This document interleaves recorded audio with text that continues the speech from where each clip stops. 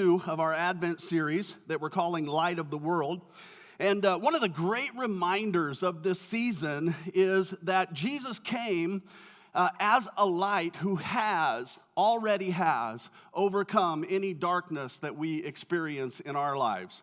And that's where we started last week. And so if you missed out on that, you can either catch up on Facebook or our Connecting Point app. And we encourage you to do that. But this morning, what I want to do is I want to focus on one character in the Christmas story. And this particular character is the one whom most consider to be kind of the villain of the Christmas story. Any guesses who that might be? You all knew. Wow, this is a smart crowd. Herod is considered to be the villain, and hopefully this will become clear as we go along. But I believe that unfortunately, there is a little bit, just a little bit, of Herod in each of us. Hopefully that'll become more clear as we go along. But I want to begin just by giving you a little background on this guy, Herod. We all know a little bit about him, but he was a really interesting character. Herod was what was referred to as a client king. And a client king was somebody whose kingdom and rule were not sovereign. They were subject to somebody else. And in Herod's case, he was subject to the Roman Empire. They were the ones who had given him the power. They were the ones who had given him the title King of Judea, or the King of the Jews. Which is really interesting because even though some of Herod's ancestors had converted to Judaism, Herod wasn't even fully Jewish. And so this drove the Jewish people crazy. I mean, here they have this person that is called the King of the Jews, and he's not even fully a Jew. But in spite of all that, Herod had quite a reputation. And aside from being, very politically astute, Herod was an extremely intelligent and talented person. And during his day, he had kind of built this reputation, first of all, for being extremely cruel and violent. And we'll talk about more about that in a moment. But he was also known, and this is kind of what he was known for in his day, he was known to be an incredible builder. In fact, Herod was responsible for building a number of cities, including the very important port city of Caesarea. He was responsible in these cities. He built these very sophisticated aqueduct systems. But probably what he was most famous for was he was actually the one who had rebuilt the temple after it had been destroyed earlier by the Babylonians. And so in many ways, Herod he's this very interesting, very accomplished, extraordinary person, especially in regards to his talent and his intellect. His problem was, and this is what wound up getting him in trouble, his problem was that Herod was completely controlled by his insatiable desire to control. He was completely controlled by his desire to control. And this is where I believe that if we're not careful, there can exist a little bit of Herod in each of us. And so what I want to do this morning is I want to look at Herod's role in the Christmas story in just a moment. But before we get into the Bible part, can I just tell you my favorite Herod story? This is my favorite Herod story. And this story, it actually begins with Julius Caesar. And some of you may remember studying this either in high school or maybe in a college history class. But if so, you remember that Julius Caesar wound up being murdered by several of the members of the Roman Senate. Well, all that happened somewhere around 44 BC. And after Julius Caesar died, his nephew, this guy by the name of Octavius, and Octavius's friend, a guy by the name of Marcus Antonius, who is better known as Mark Antony, not the singer who was married to J-Lo, that's a different guy, but Mark Antony, and Octavius and Mark Antony, they decided that it was up to them to avenge Octavius's uncle, Julius Caesar's death. And so what they did was they just kind of went on this mission, and they began to destroy anybody and everybody who was even remotely associated, or in their minds they thought to be associated with Caesar's death. And so as time goes by and they're wiping out all of their enemies, everybody begins to realize that after everything is said and done, after Octavius and Mark Antony, after they destroy all of their common enemies, that eventually these two guys are going to wind up butting heads. Because, after all, there can only be one sheriff in town, right? And so both of these guys are gaining power. They have all these common enemies, but they're wiping all of them out. And so as each of these guys, they eventually begin to separately gain more and more power. And as they do, they also, each of them separately, begin to gain the allegiance of certain Roman troops, portions of the Roman army. Now here's where Herod comes in. Herod, he strategically makes this decision that he is going to create a very strategic alliance with Mark Antony. And Mark Antony has this very famous wife, and she was from Egypt. You guys remember her name? It was what? Cleopatra. Yeah, you guys are on it this morning. And so, the Roman citizens, they hated 4 times hated Cleopatra. I mean, they hated her. And the reason why was because they believed that she had an agenda, and her agenda was that she was going to eventually unite Egypt and Rome so that she could be the queen and gain power over everything. And so they hated her. But even though most of the Roman citizens hated Cleopatra, King Herod, he continued his support for Mark Antony. And eventually, just like most people had predicted, a civil war breaks out between Octavius and Mark Antony. And unfortunately for Herod, he had bet on the wrong horse, because Octavius decisively defeats Mark Antony. And then Octavius eventually becomes the ruler of the Roman Empire. He eventually becomes known as Caesar Augustus. He's the very first emperor of Rome. And so now here's Herod. He's in a bad position because he's back in Judea. He gets the word that his buddy Mark Antony has been defeated by Octavius, who is now Caesar Augustus. And so Herod has 3 options. His options are this. Number 1, he can just kill himself, because eventually that's what's going to happen to him anyway, because that's the way it worked in those days. If you supported an enemy regime and your regime was defeated, then everybody that supported that regime is wiped out, especially people of power, so that they can't rise up again against the new regime. So, his first option is just get it out of the way and kill himself, because the way that they would do it would probably not be, a favorable way to do it. And so his first option is just kill himself.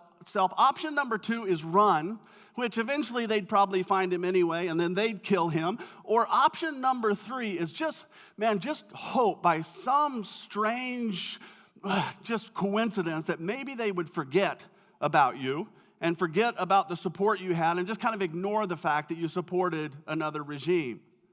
Well, Herod, he's quite the character. Because, he's all about control. He's all about building and preserving his kingdom. He's all about, preserving and establishing his legacy. And so he comes up with this brilliant idea, and he says, I'm not going to do any one of those 3. Instead, what he does, and this is really incredible and especially incredibly gutsy, he actually gets on a boat, and he sails to the island of Rhodes, where he knows Caesar Augustus is, and he shows up, and essentially he knocks on Caesar Augustus' door, and he says, is Caesar here? I'd like to talk to him. And everybody is like, when they see Herod doing this, everybody is like, dude, we'll give you this. Either you are incredibly stupid, or you are incredibly brave. Because, I mean, here you are. We were just talking about you. You're an enemy of the state, and we were just talking about coming to get you, and yet here you are. You show up here. You've come to us, and so we'll give it to you. If anything, you've got guts. Well, anyway, when Caesar Augustus hears that Herod, the king of Judea, the one who supported Mark Antony, is here, on his doorstep, he's just blown away. And so he actually invites Herod in, and Herod winds up giving this spectacular speech in front of everybody, and essentially here's what he says. He says, Caesar Augustus, as you already know, I was a friend of Mark Antony. I was a friend of your enemy. And as you also know, I have been a loyal supporter of his from the very beginning. I mean, all throughout the Civil War, all the way to the very end. So, if there's anything that you ought to know about me, is this. When I pledge my loyalty to someone, I am loyal to them till the end, at least till they get defeated. And he says, oh, by the way, great Caesar, what I really came to tell you is this. Is that I'm loyal to people till the end. I want you to know that I now pledge my loyalty to you. And believe it or not, Caesar Augustus, he bought it. He's so impressed. Not only did he not execute Herod or take his kingdom away, he actually added to it. He actually adds to Herod's kingdom not only Judea, but also Samaria and Jericho and Gaza. And so this is King Herod in a nutshell. I mean, he's very politically astute. He's very crafty. He knows what to say. He knows what to do. Everything he's doing, he's calculating. How can I build my kingdom? How can I preserve myself? And so he's this super bright guy who's politically astute. He's extremely ambitious. But the thing that gets him in trouble was that he is so committed. I mean, he's extremely committed to his own control. He's committed to establishing his own legacy, his greatness, that he winds up making bad decision after bad decision after bad decision. That's what happens sometimes when we get we get this tunnel vision. And all we can see is, man, I want that. I need that. This is who I'm trying to build this. And so this is what happens to Herod. He ends up making bad decision after bad decision after bad decision. First of all, he marries 10 different women. That's not a good idea, in case you were wondering, He's married to all 10 of them at the same time. And he's married to 10, but he has one of them executed because she's nothing but trouble.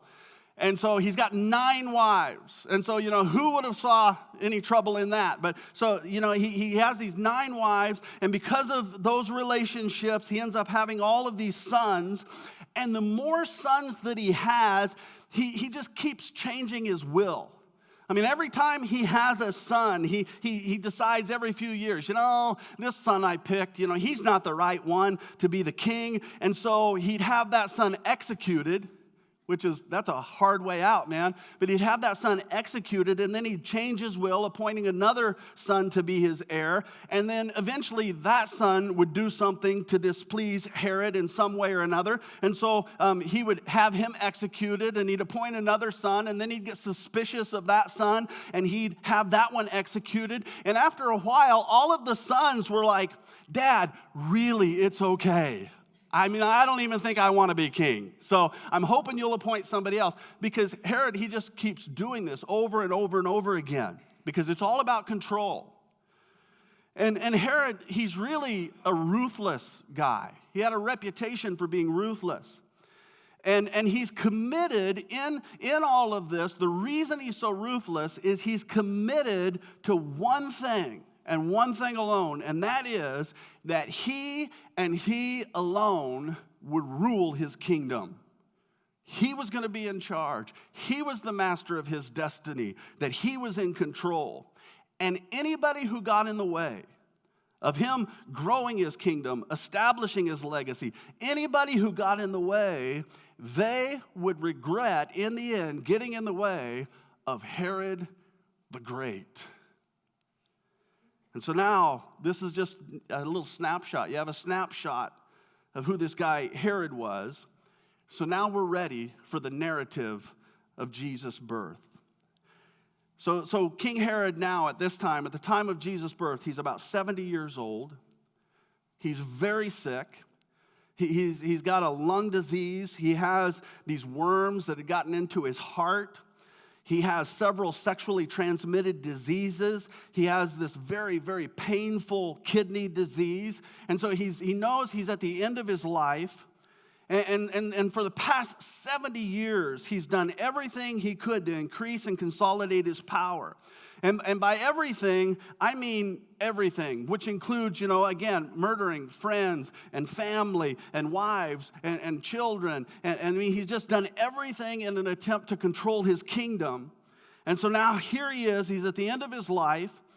And it looks like, from his perspective, after all that he's done, it looks like that his legacy will be exactly what he wanted it to be, that he will be remembered as Herod the Great Builder, Herod the King of Judea, Herod the King of the Jews.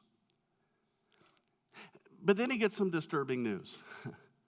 All of a sudden, he learns that about 5 miles away, that there's this baby that has been born. And some, they're talking about this baby that some say he has a royal lineage that goes all the way back to King David. In fact, some have given this little baby the title of King of the Jews. And Herod's like, I'm king. And now all of a sudden, the people are calling this little baby the King of the Jews. Here's how Matthew introduces the story. Listen to this. Matthew writes, after Jesus was born in Bethlehem in Judea, during the time of King Herod, Magi, some of us grew up hearing wise men. So Magi, or wise men from the east, came to Jerusalem. And they, the wise men, they asked, where is the one who has been born King of the Jews? Now I want you just to imagine this for a moment.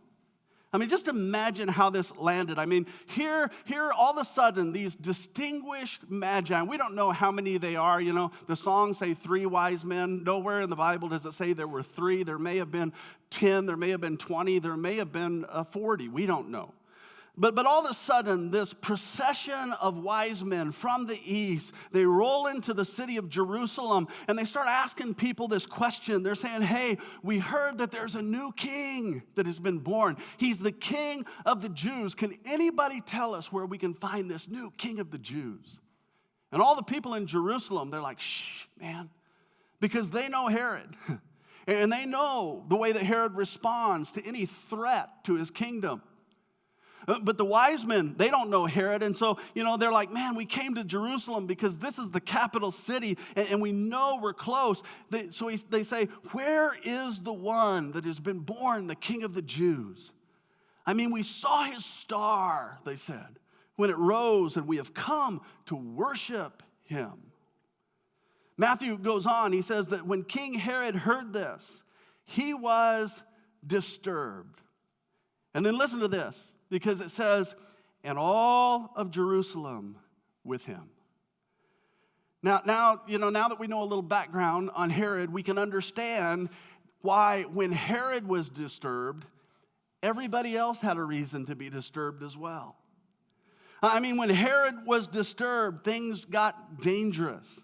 And so Matthew continues. He says, when he, Herod, had called together all the people's chief priests and teachers of the law. Again, I want you to imagine this because, whenever you got called to stand before the king, especially if you were a Jew, you had a reason to be afraid. Earlier, there was an incident where he had 70 or 80 priests and rabbis executed just because, they had done something to offend him.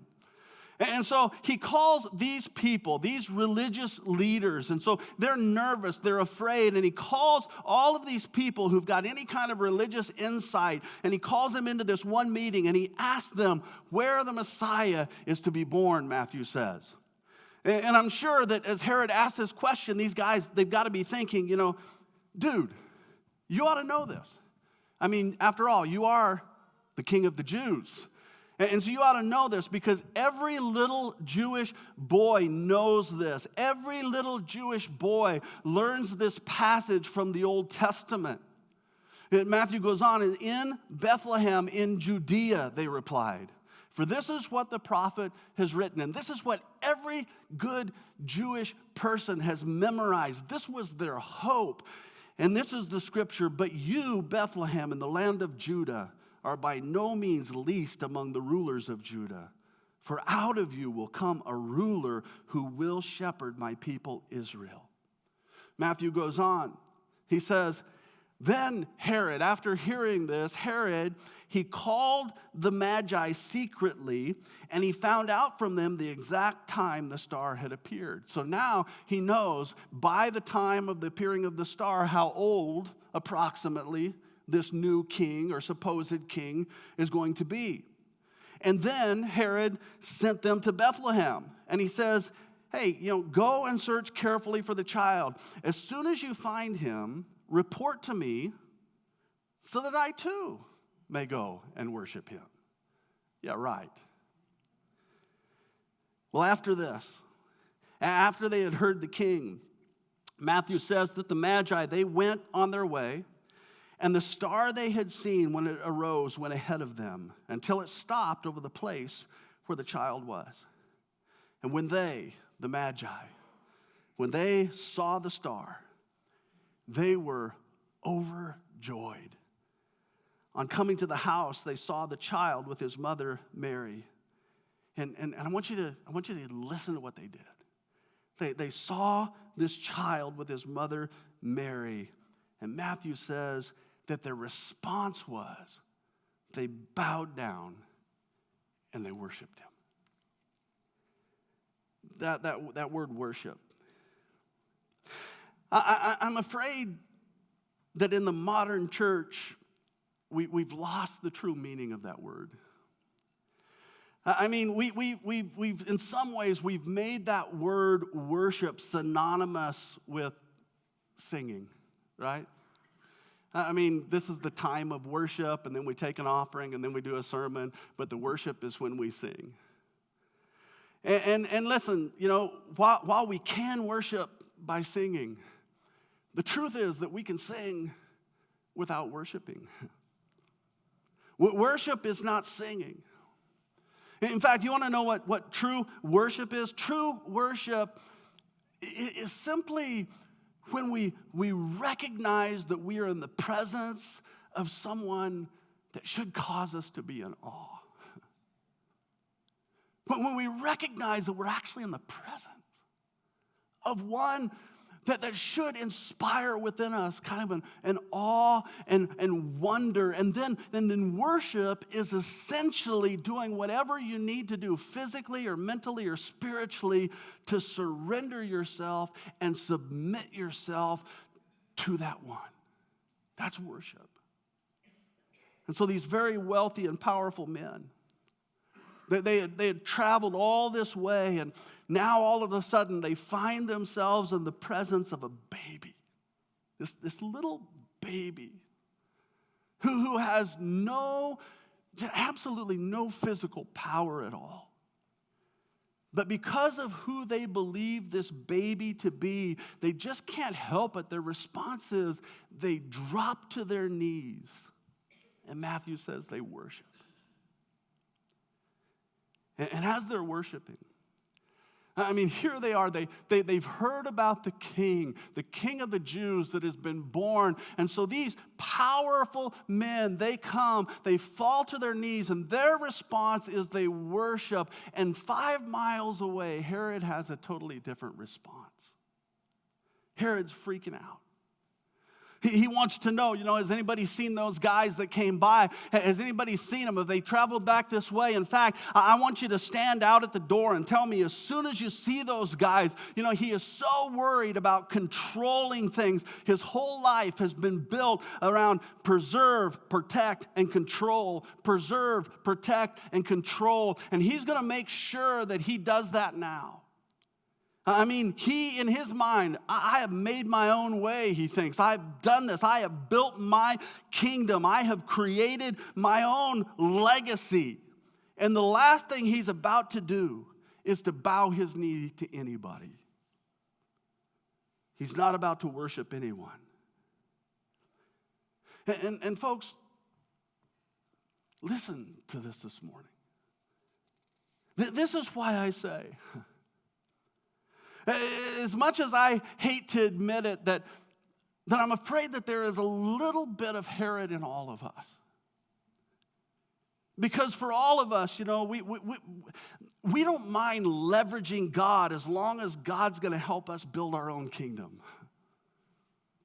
And we're fine with leveraging God as long as it benefits us. We'll go to church and we'll even read the Bible once in a while, and we don't mind saying a prayer once in a while, as long as in the end it helps me.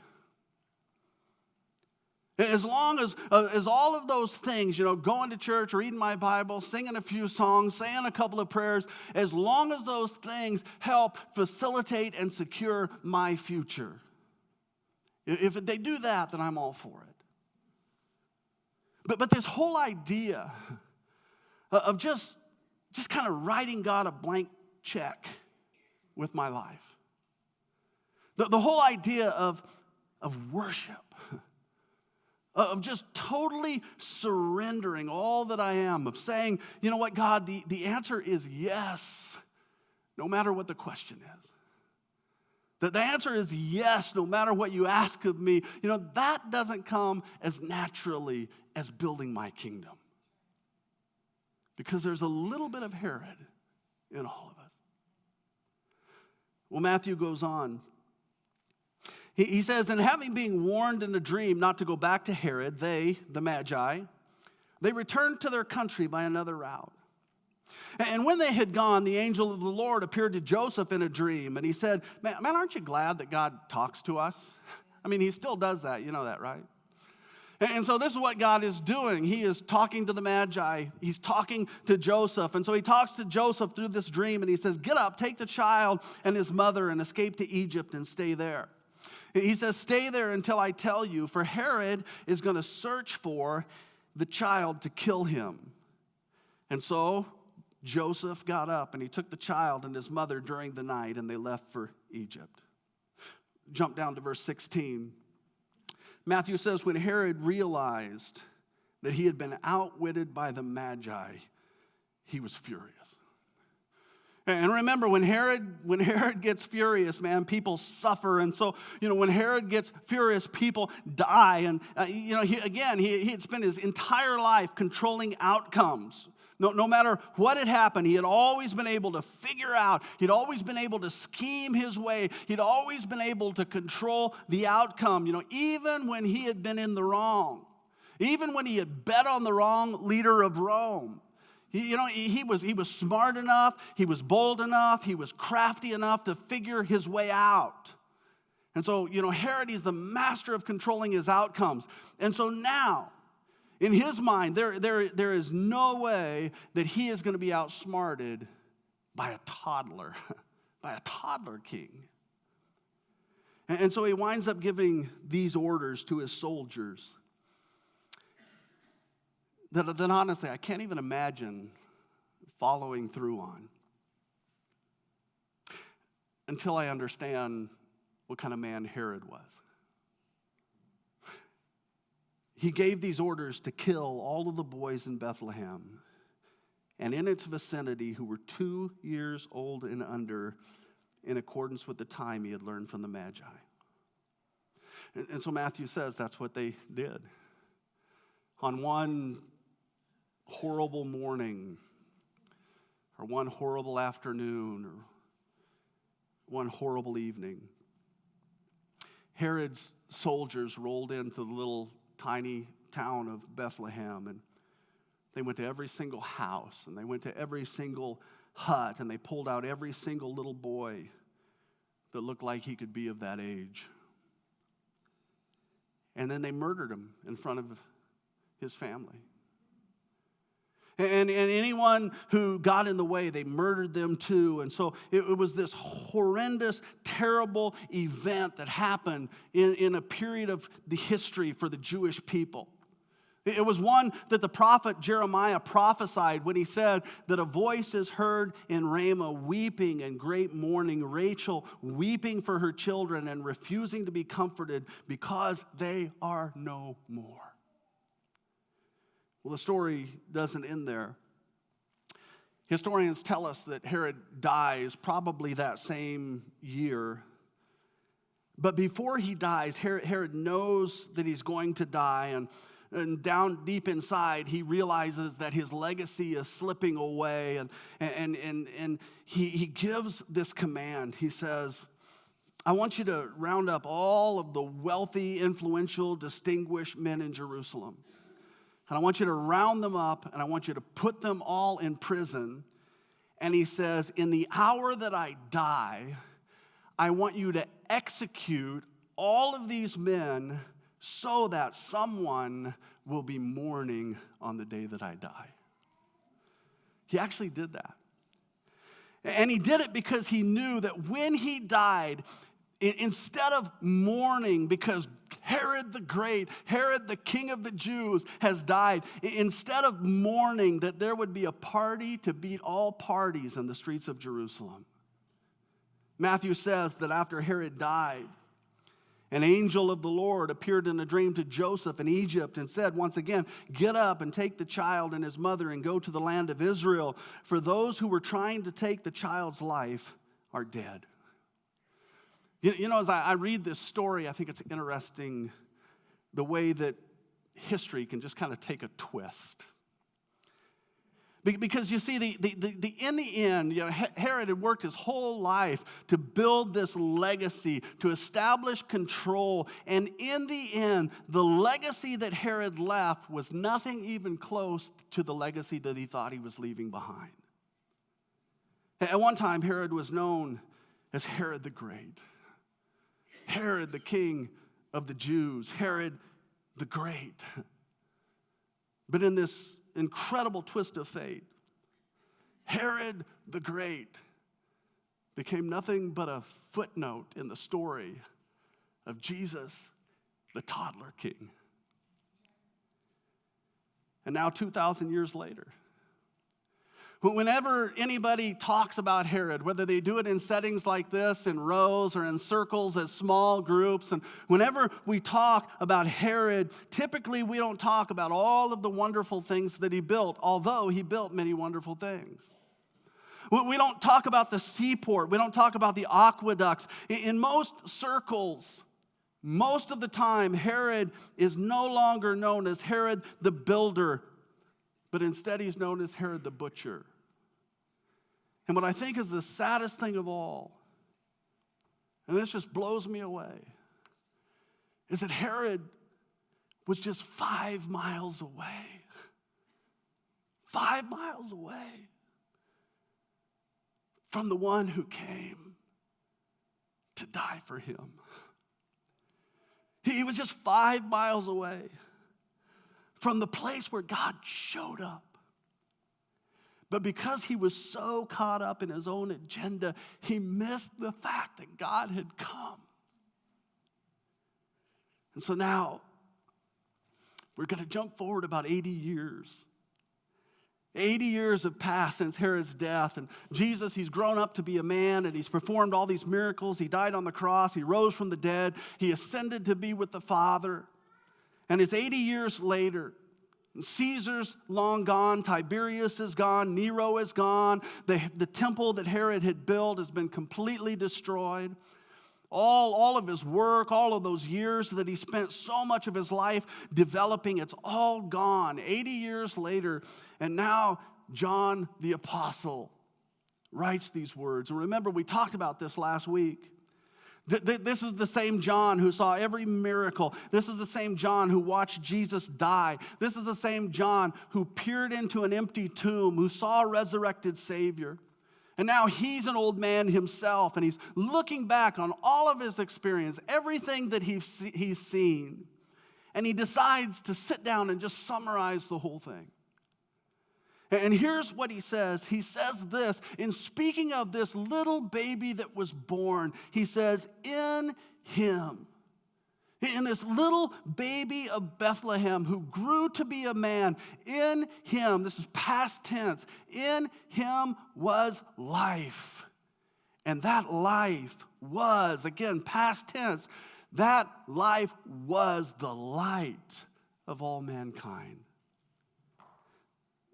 John pauses for a moment. And then he moves past the past tense. This is what I've seen, this is what I've experienced. And all of a sudden, he moves from there into the present tense. And he does this in order to send you a message and to send me a message. He says he was the light and life of all mankind. And the light, now we're in the present tense, and now the light shines. Right now, it shines in the darkness. And he says the darkness has not overcome it. The darkness has not swallowed it up. The darkness has not blown it out. And so Herod's story, when you look at Herod's story in contrast to the Magi's story, it brings us to this one question, and this is the question, by the way. It's the question that each of us have to answer, and that is this. What will our story be in relationship to the light of the world? What will your story be in relationship to the light of the world? Will it be like Herod's story, be a story of resistance? Will your story be one that revolves around your advancement, your agenda, your kingdom, your right to rule your own life? Or will you take your cue from the wise men, and will your story be a story of worship? Will it be a story like Herod's, in that you just clung so tightly to all of the things that eventually you're going to have to give up anyway? Or will it be a story where you surrendered everything because you realized that none of it was yours to begin with? Here's the thing.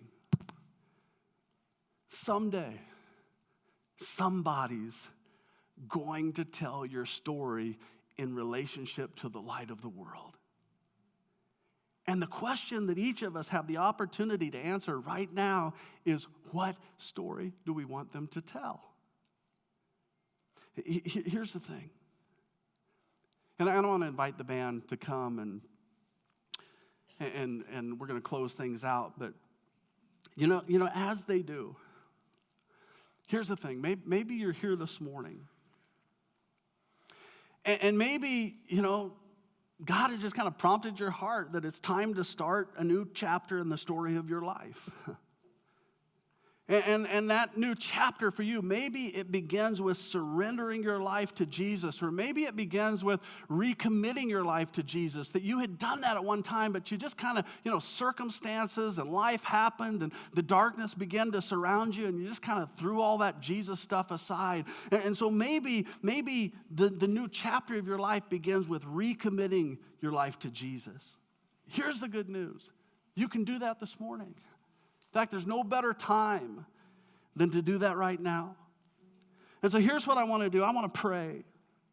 And if God has been tugging at your heart this morning, I want to encourage you just to pray along with me. Father, this morning, each and every one of us. Everything that we've ever done. All of our faults. All of our failures. And I'm so thankful this morning that even knowing all that you love us anyway.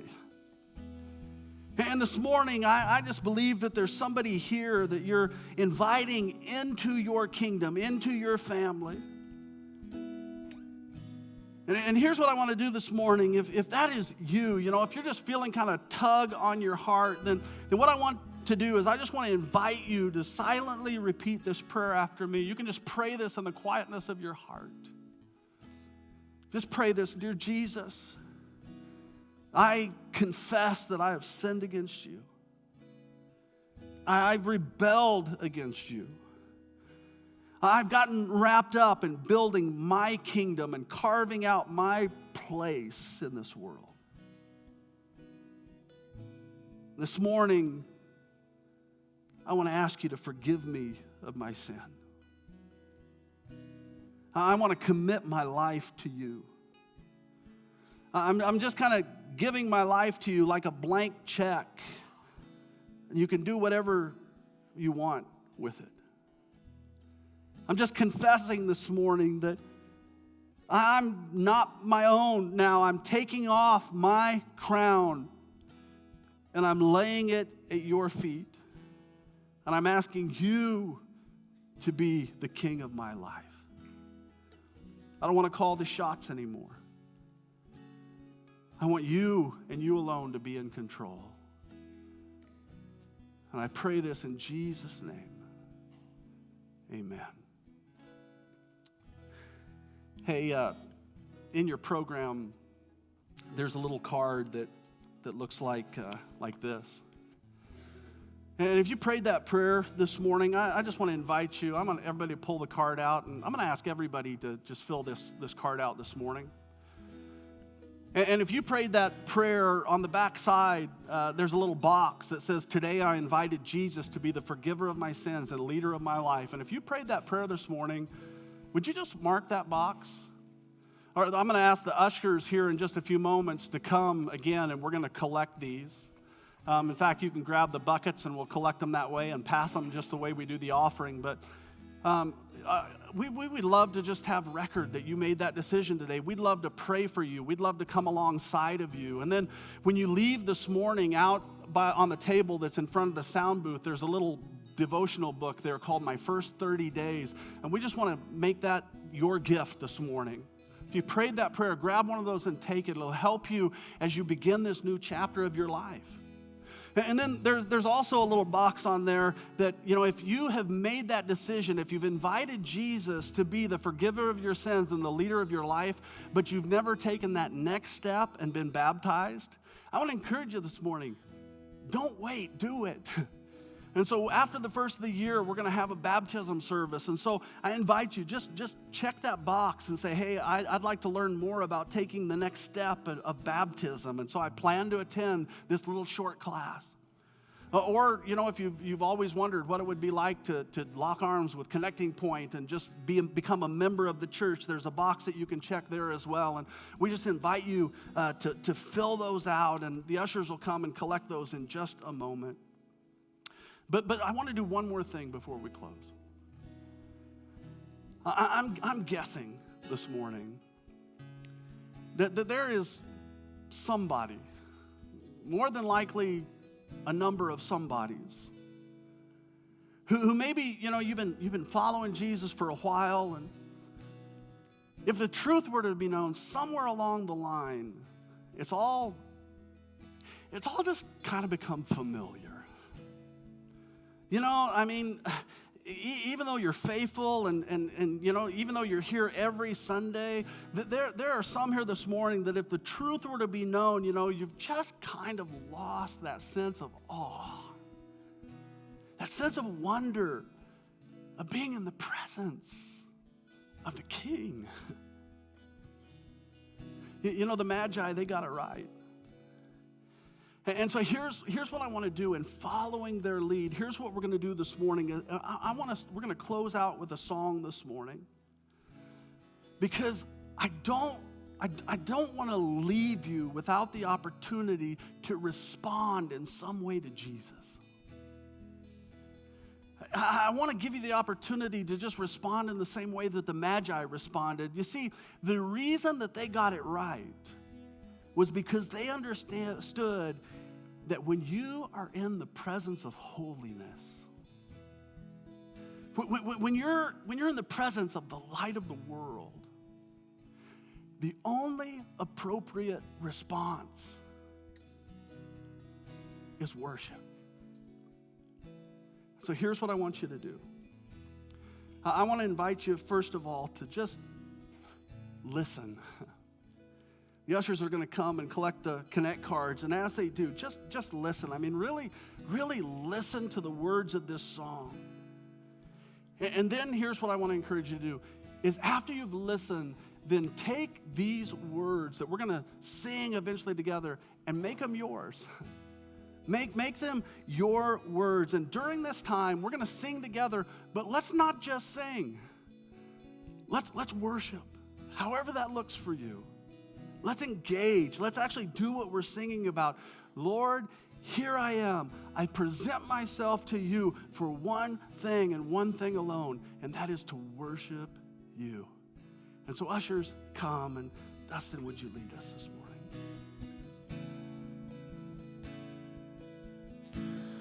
Light of the world, you stepped down into darkness. Open my eyes, let me see beauty that made this heart adore you. Hope of a life spent with you. Here I am to worship. Here I am to bow down. Here I am to say that you're my God. You're altogether lovely, altogether worthy, altogether wonderful to me. Would you stand with us? Light of the world, you stepped down into darkness, opened my eyes, let me see beauty that made this heart adore you. Hope of a life spent with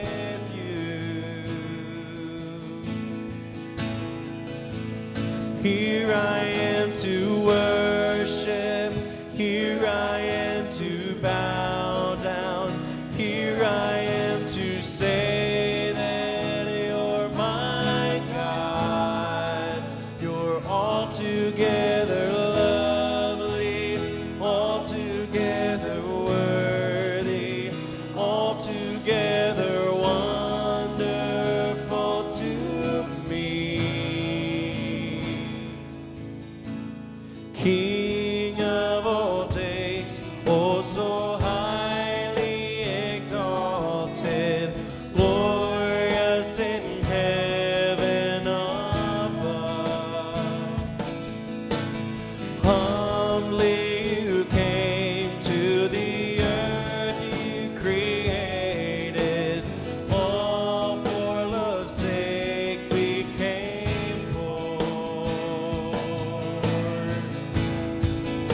So here I am to worship, here I am to bow down, here I am to say that you're my God.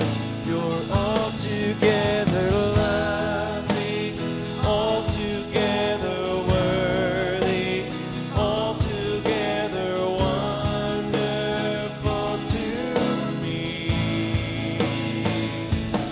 I'll never know how much it cost to see my sin upon that cross.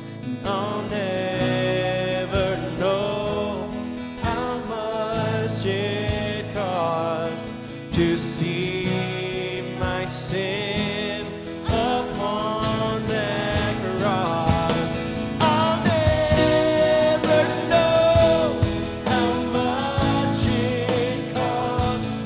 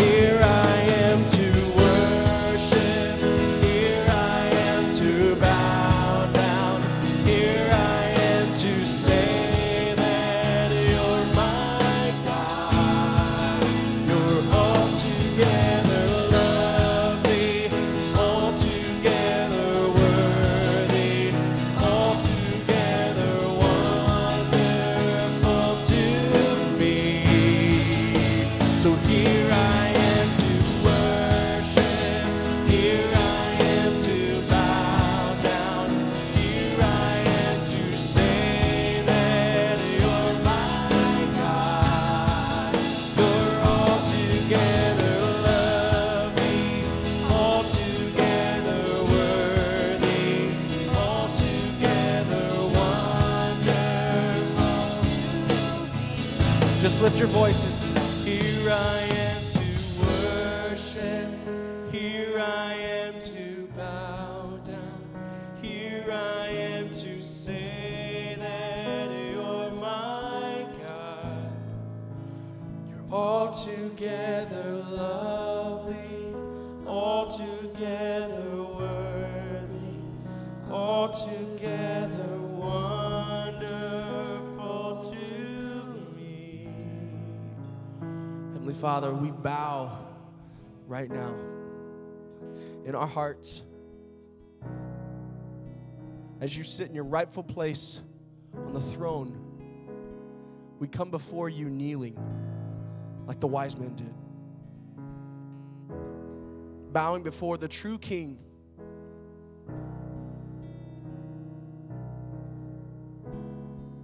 There is none like you, Jesus. So may our lives reflect an attitude of worship. Not just a song that we sing, but in the decisions that we make and in the way that we go about our lives, God, may it be a continual expression of our worship to you. That we would operate with a spirit of reverence, of submission, as you reign. May you be the King of our hearts this morning. We love you and we praise you. And everybody said, amen, amen. Be blessed as you go. We'll see you next week.